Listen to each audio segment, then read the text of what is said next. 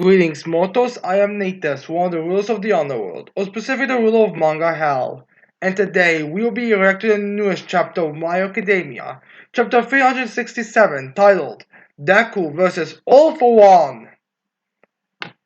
A little misdirecting in terms of chapters because the battle itself isn't exactly that long.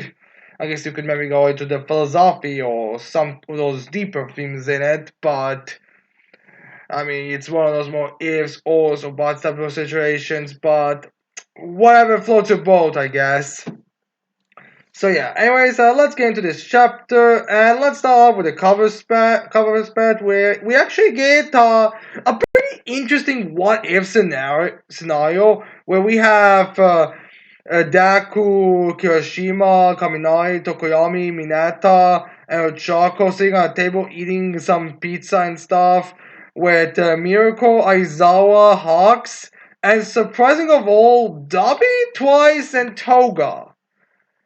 Kind of a interesting thing to have, especially considering how random the selection of the characters are. Like, I'm trying to think if there's any kind of like connecting point between these characters, and well, you could kind of make a connection between Hogs, Tokoyami, Twice, Dabi, be Izuku because the main character with Ochako and Toga.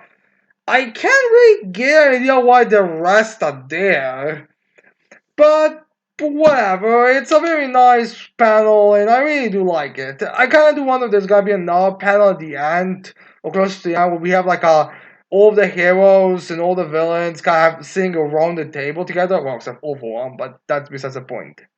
So yeah. Anyways, let's get into this chapter properly. So we start off with those things that Izuku was looking at, and we have next thing shadows appear on the horizon. As Deku is then there's like, are those? As they we see those things were not actually enemies, but actually U.S. planes. As we see the guy who was, I think, in charge of the flight. I think we got his name, but I can't remember exactly what it is. Going towards Deku as he tells Deku, "School bus here to pick you up. Hop on, kiddo." So yeah. As then we have Deku using his black whip to grab his player's bag, and he's like, "Thank you very much." And then that guy's like, "Geez, we were supposed to defend the aerospace around UA, you know." And Deku's like, "I'm sorry." Because that's, I guess, where they were supposed to be. And I think there was like a little shot that's supposed to like emphasize them, but it's so small I can't really tell. As then we have this guy saying, "We are counting on you." So yeah, they're still. So the reason why they laughed was pretty much to get him here because it was faster than him like moving his own. Anyways, they have this pilot guy still speaking to Hideko. It's like, truth is, we'll stay put in Japan in spite of orders to retreat. You wanna know why? I guess this is one of those more SBS question if you ask me, but whatever. I guess we're getting an explanation on why. As this guy's like, because our sister decided to gamble everything on you. All Might entrusted his power to you, right? Then, then go. We will create a path for you. As we have Deku like swing away from it, as then we see those planes being in projection where we'll be able to give Deku a move on position to like a greater ability boost to get past it quickly. So yeah, that's I guess the reason why. No, I do wonder if this is the reason why the whole Stars and Stripes spell's gonna have Deku in place, because a lot of people are actually debating like, was the battle really necessary if there was nothing lead into it? But I feel like we are trying to have like small things in the story that's supposed to be connecting to that fight, but I'm not sure if those were like really necessary for it to exist. But we'll see. Anyways, there we have Deku thinking to some, or actually the guy, our villains be, well, the our heroes, well, are they heroes? Because I feel like they're just about to the military, nothing more. The military guys be like, so you can put down the greatest villain to ever exist once and for all. And then we have Deku going in for a strike as he reels in Shiaki in the air as Shiaki states, Izuku Midoriya! As they have Izuku again crashing through Shigaraki or smashing through Shigaraki. As they have Miri on the ground from that position, then like, oh, a bit crying a bit. It's like, yes! as he has like a big smile, as if Izuku actually managed to destroy the hands that were covering Shiraki's mouth, or at least having them open the grip for Shiraki to speak. It's like, thinking to himself, is he stronger than before? That glow around him, as we get emphasize the glow, as they would have his Shiraki looking at it, and he remembers the third user as Ishiraki's like, just like the third. So yeah. Now I do wonder we're building up into like a second, third backstory reveal because again I think the second I actually think that the third one did have his name revealed, but I can't remember exactly what it is. But the second one I don't think he had his name revealed or his quirk. So I guess thought Jin when the third one using it was having some kind of glow effect around him. So anyways, there we see Shiraki crashing a bit and destroying a bit of the stuff. But then we have him. Shiraki crashed so much that he actually went to the other side of the barrack, getting zapped by it.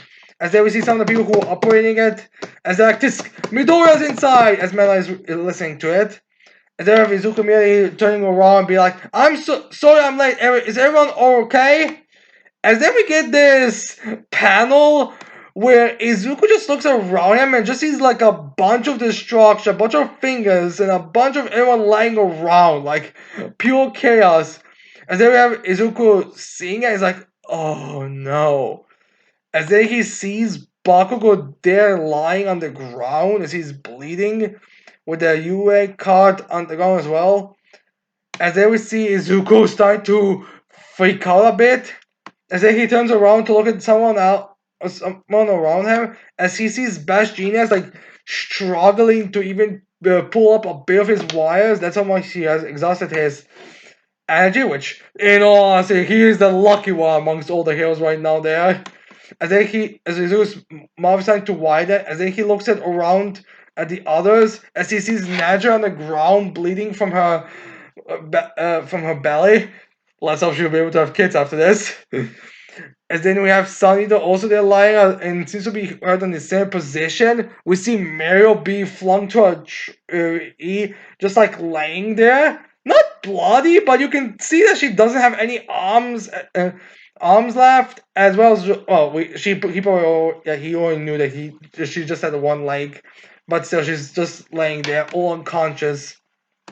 As there we have Shiraki starting to come from the smoke as he starts speaking. What's your excuse for being late to the party? Alright, Toga kept you busy, didn't she, Izuku Midoriya? So Shiraki was aware that I'm not sure if it was screamed out loud or if Shiraki just made a tactical analysis of the situation, but he assumed that Toga was keeping the reason why Izuku wasn't there. So yeah. No, I do. No, to be fair, it's not like Toga kept Izuku busy for that long. All she really did was like take him into a different area, and then he had to like go there. I mean, which reminds me, we haven't really focused on that fight like at all. Kind of shame, really. I do hope we are starting to move away from this fight soon, so we can fucking focus on some other fights. Like we don't want to have. We don't like. I don't want the fights in the final arc to end up similar to fairy tale fights where a character is supposed to be fighting for a long time, but the fights really realistically last on page like maybe 1 or 2 chapters at maximum. So I do absolutely hate it when they have like we do that like a fight's supposed to take a while, but we only like have like 1% of the fights actually seen. Anyways, they have Shiraki crawling from it.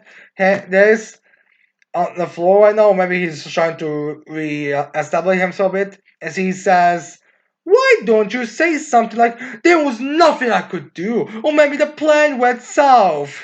So Shira's a bit mocking him. And then we have Izuku kind of cracking a bit.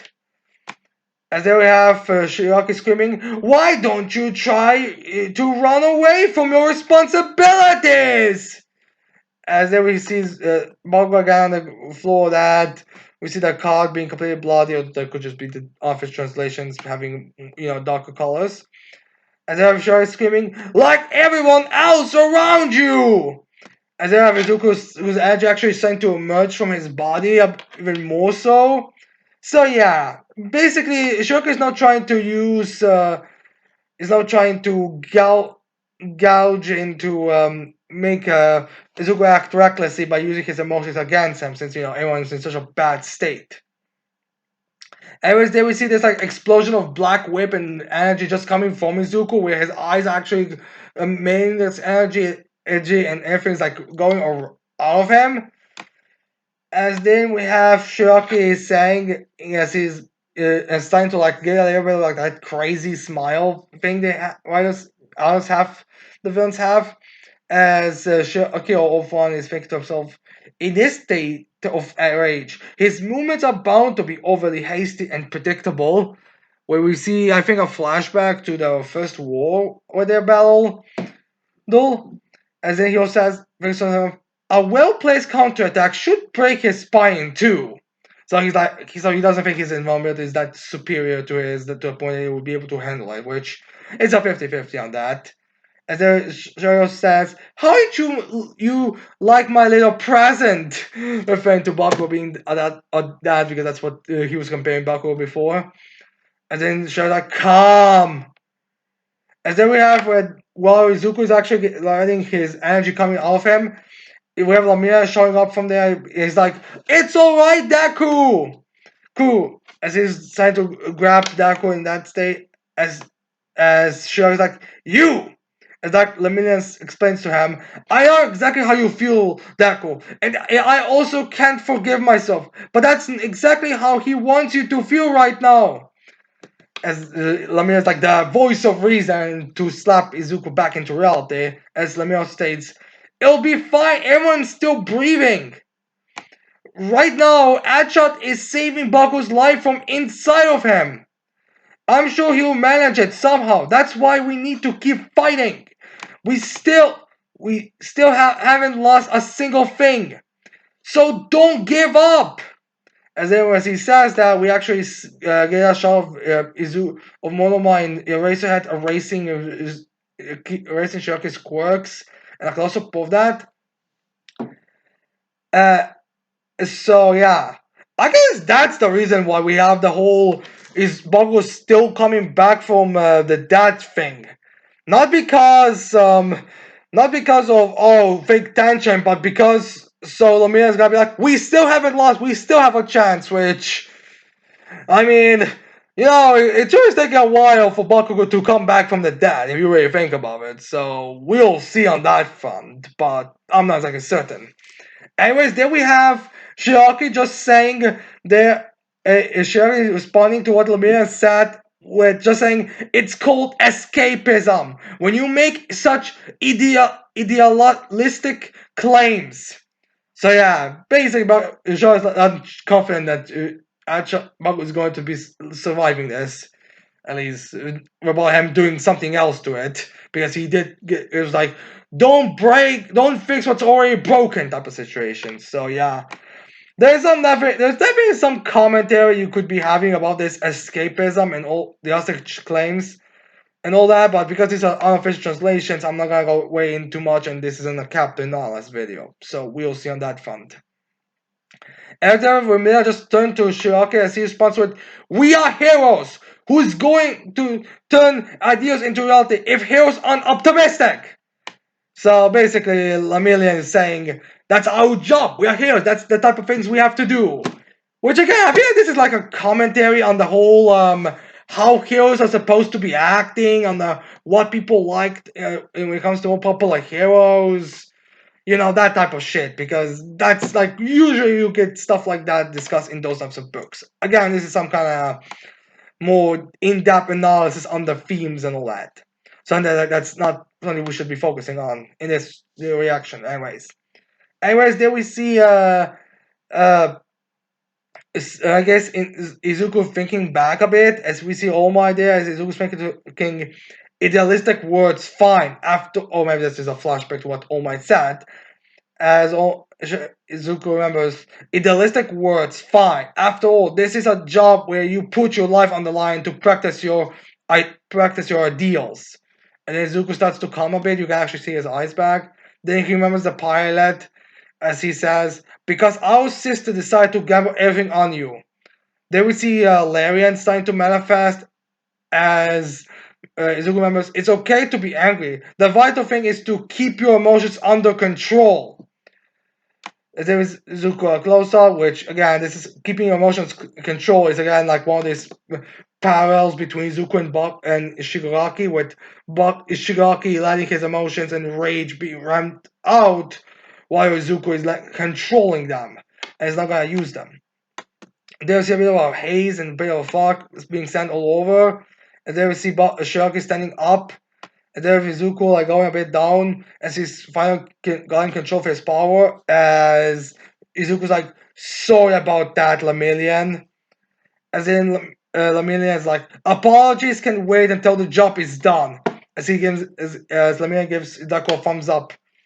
As there we have Izuku saying, thinking to somebody, he's like, all for one. As we also get a shot of the half of Izuku's body that looks more like all for one. As Izuku's like, is Shigaraki still there?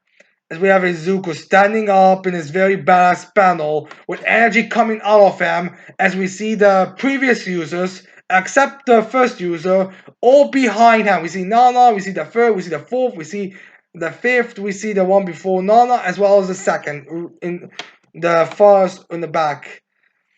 We are in this chapter with Anisha saying he's managed to hold his wrath at bay. So yeah, end of chapter. No break next week, as well as a color spread next week too. So yeah, we can expect a color spread.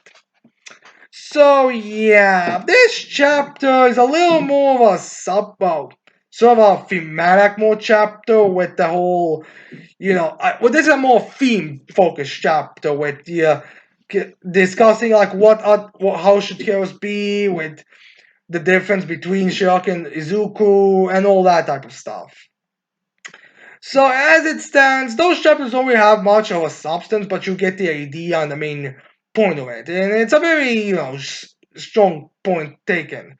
Granted, I do feel like this isn't the ending of those themes being used right now, because like Nominen stated that there is a chance for Bakugo to come back, and Bakugo is still not back, so you do have to wonder if we're leaving to a point where Shoki is legitimately gonna kill Bakugo, like no debate, like his Bakugo's head's gonna be on the wall, like yeah, it may be like one last second thing, but we'll see on that front. Although to be fair, we could also be leading into an epic moment where Bakugo shows up at the end of the chapter again to help Deku, like he did when they were, bringing Deku back into UA kind of situation here, like going, showing that even this day he will do everything. Nothing has changed at all. Like he's still gonna do the same thing he did for him, and when Deku was going all villain like. So yeah. Oh, this is all one of those you have to read in full type of chapters, so there isn't like amazing chapter. But again, I do feel like you could have made things a bit more desperate in the situation. But I do get why it can't be that desperate yet, especially with the things being said here. We're kind of like weird if the man's like, yes, all of our fans are dead. Everyone here except for me is dead. Like your best friend is there. Like he's so fucking dead. But you cannot abandon all those things right now. Also, we're building up to that moment where that is the case, but he still keeps it strong. Again, we have to see if it's gonna be that for no doubt, but we can't say it for now. So anyways, I hope you like this chapter reaction. I hope you leave your thoughts on this chapter in the comments below. Don't forget to leave a like, subscribe to this channel for more videos in the future. And with that said, I cannot wait to see all of you mortals next time. Goodbye.